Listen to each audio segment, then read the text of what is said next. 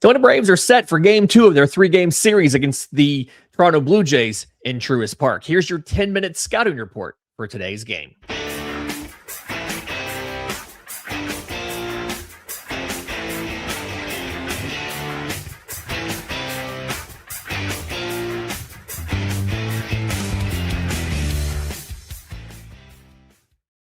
Yes, this is your Braves Today Scouting Report, a production of the Believe Podcast Network and presented to you by FanDuel. I'm Lindsey Crosby. In the next 10 minutes, we're breaking down everything you need to know before first pitch. Today, it's the Braves and the Blue Jays in Game 2 of their series, so let's get into it. Both teams have put out their lineups for the game. For Atlanta, a little bit of load management for Ronald Acuna Jr. He is the designated hitter today, leading off, followed by Michael Harris II in center field, Matt Olson at first base, and second baseman Ozzie Albies batting cleanup. Mauricio Dubon checks back into the game, batting 5th in left field, followed by Austin Riley at third base, batting 6th, Eli White in right field, batting 7th, Ha-Sung Kim at shortstop, batting 8th, and the catcher is Chadwick Tromp. So Acuna, Harris, Olson, Albies, Dubon, and Riley, White, Kim, and Tromp. When you look at Atlanta's starters for today, Grant Holmes, 3-2 with a 3.95 ERA on the season. Little bit of an overperformance off the inputs, right? 4.27 expected ERA, 5.06 FIP. But strikeout rate's up to 21.7%. He's brought the walk rate down to about 10.2. So there's a little separation now. His strikeout to walk percentage is 11.5%. Against lefties, kind of still doing the same thing. Four-seamer and slider, both about 36% of the time. He's got the curveball, the cutter, the changeup, and he sprinkles a little bit of sinkers in there late. Against righties, it's still slider heavy, 48% slider heavy, followed by 30% four-seamer, 15% sinkers, 3% each of changeups and cutters, and a 2% curveball. For the Blue Jays, their lineup is kind of a lot of the same guys, a little bit of a different order. Nathan Lukes is leading off in left field, followed by Yohendrick Pinago in right field, Vlad Guerrero Jr. at first base, and the big change is no George Springer. After he was able to pinch hit yesterday, Jesus Sanchez gets the start, batting cleanup at DH. Ernie Clement is the second baseman, batting 5th. Dalton Varsho in center field, batting 6th. Okamoto, the third baseman, will be batting 7th. That is Kazuma Okamoto. Andres Jimenez batting 8th at shortstop, and Brandon Valenzuela batting 9th. So really the only change here is no Springer, and they put Sanchez in his place. Starting for the Toronto Blue Jays, Patrick Corbin. Old friend Patrick Corbin, former Washington National Patrick Corbin. He's 2-1 with a 3.65 ERA. And some of his ERA estimators are a little bit surprising, right? 5.28 expected ERA, significantly different from what he's actually put up, telling you that 3.65 is a little bit of a mirage there. He's striking out less than 20% of batters, which is really not great. It's an 18th percentile strikeout rate. He's not walking a ton, 6.6%, but kind of scary when you look at that on its face there. 5-pitch arsenal, 3 fastballs, and a sinker, cutter, and four-seamer. Throws a slider, throws a changeup. And the way that he's using these is really interesting. So against lefties, it's a slider dominant attack. Almost half of his pitches are sliders. When he's ahead, he ramps that up to almost 60%, cutting back on the four-seamer to do it, cutting back on sliders when he has when he like before he gets to 2 strikes, right? Interesting, just a lot of sliders. You're going to see a lot of sliders if you're a lefty from Patrick Corbin. If you're a righty, it's a more balanced pitch mix, right?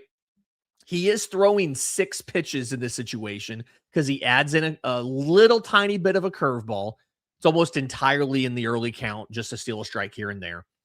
but big changes depending on what the state of the at-bat is, right? It's based around a sinker, but if he's ahead, he's throwing more changeups, more sliders, more four-seamers. If he's behind, it's really heavy sinker cutter. Those two pitches will hit like 70% usage if he's behind. When he gets to two strikes, he minimizes a lot of stuff to just go to the slider, right? One in every three pitches will be a slider there. He cuts the sinker usage by 10% from overall. He cuts the changeup usage. He cuts the cutter usage in half. He cuts a lot of things to be able to throw more sliders with two strikes. So if you can hit a lefty slider, you got to feel pretty good today. He is very good at throwing first pitch strikes to lefties. And again, he throws a lot of sliders to lefties. So kind of be prepared for that. There's a little bit of a tendency you can sit on if you're Atlanta. If you're a righty, he still wants to throw you a first pitch. It's more likely to be a sinker than it is a slider. And he's not as good at doing it. So something to kind of watch for there. When you look at how good the Braves have been against Patrick Corbin, it is very, very, I'm going to go with hilarious to look at real quick, because when you see how good they've been against Patrick Corbin, Ozzie Albies, 32 at-bats. He has 3 home runs, 12 RBI. He's hitting .438 with a 1330 OPS. Ronald Acuna Jr., 34 at-bats. He's hitting .324 off of Patrick Corbin with 1 home run. Austin Riley, 29 at-bats. He's hitting .310 with an 1124 OPS, 3 home runs, 11 RBI. Even Ha-Seong Kim, 17 at-bats. He's hitting .353 with a homer, 9 RBI, and a 977 OPS. If this is the game that gets Ha-Seong Kim going, we will build you a statue, Patrick Corbin. It'll be interesting. Just so many of Atlanta's. Matt Olson, 14 at-bats. .429 average, 1100 OPS. So many of Atlanta's hitters have just absolutely obliterated Patrick Corbin in their careers. And so because of it, Truist Park has become a house of horrors for Patrick Corbin. He has made 10 career starts in this ballpark. He is 0 for 7 with a 6.32 ERA. He's allowed 7 home runs on 61 hits in 47 innings in Truist Park. He struck out just about a guy per inning, 46 strikeouts, but 22 walks. He has a 1.766 whip inside Truist Park in his career. I mean, like I said, house of horrors.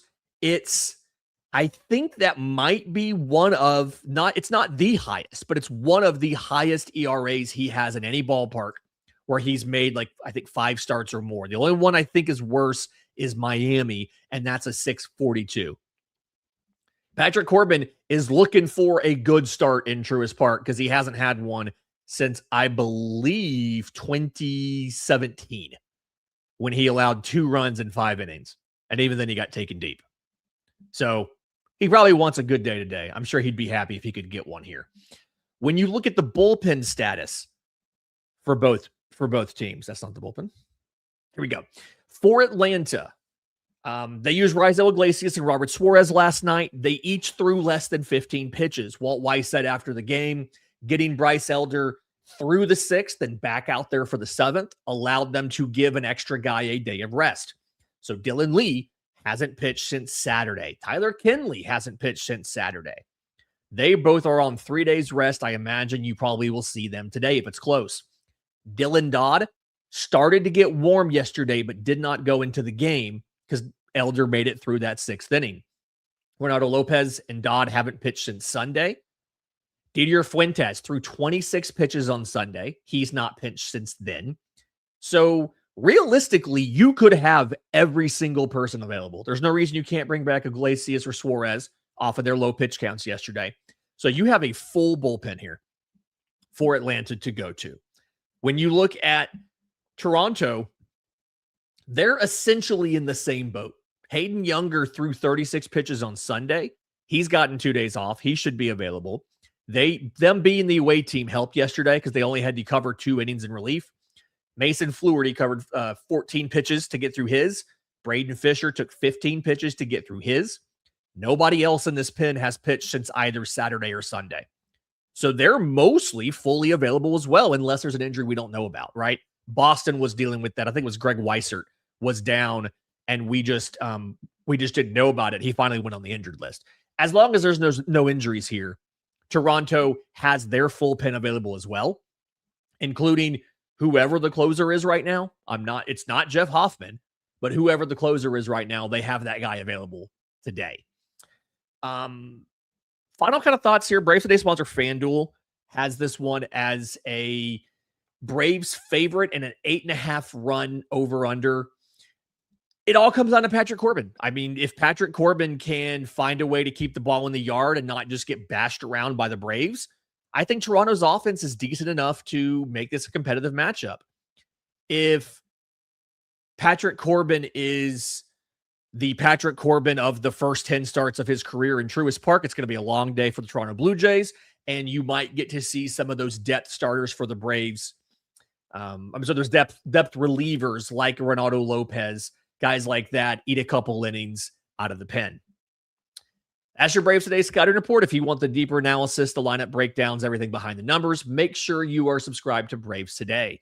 Enjoy the game. We'll be back after it with the postcast over on Locked On Sports Atlanta and today's 3 things over at bravestoday.com.